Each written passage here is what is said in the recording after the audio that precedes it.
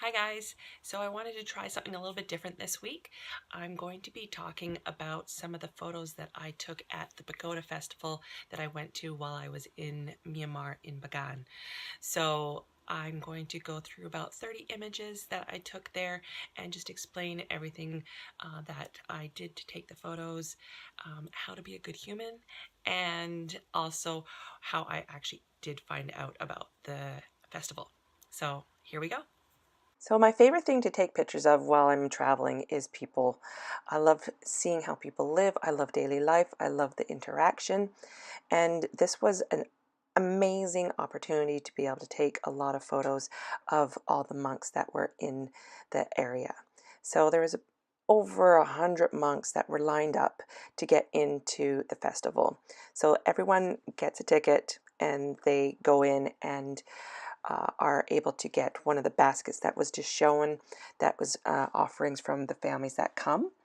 And then they also get a meal and some, necessities that they might need. Now, when I arrived here, there was a number of photographers around, and the one thing that I think that I'm very different at is almost being like a good, I like to call it being a good human.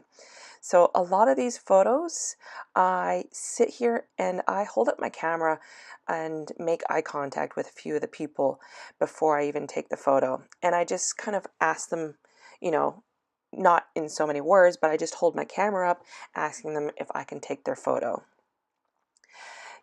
No one ever did have any problems with it, and they were all okay with it.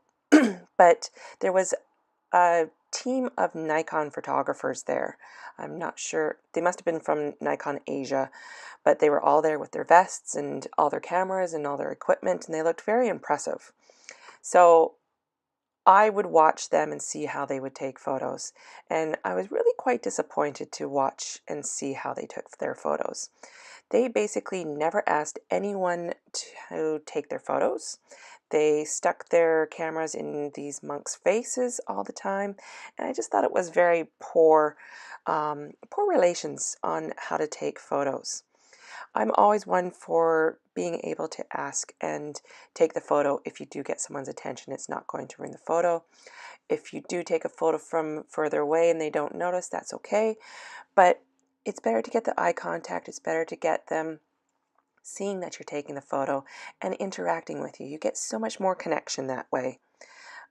There was the long lineup. It was a cold morning, and all they had were their robes. I found this one guy here, and he was teaching these two novice monks how to tie their robes. So he went through and tied each of their robes, and I just took photos while he did this. It shows daily life, and that's one of the things that I really love to do, is just step back. Don't make the photo so difficult to get. Step back, watch, and just see what happens in front of you. And this way you get to see things that you don't necessarily see when you're trying to find the photo all the time. Now, I found out about the Pagoda Festival while I was staying in Bagan.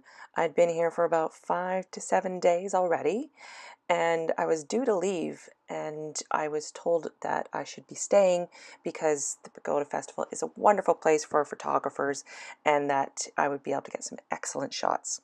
So I changed my plans around and I stayed a couple extra days. I went first early morning into the courtyard, and I was a little disappointed because there wasn't a whole lot going on. I was expecting to see like a ton of monks. There was a few wandering around taking photos and that, but there really wasn't a whole lot going on.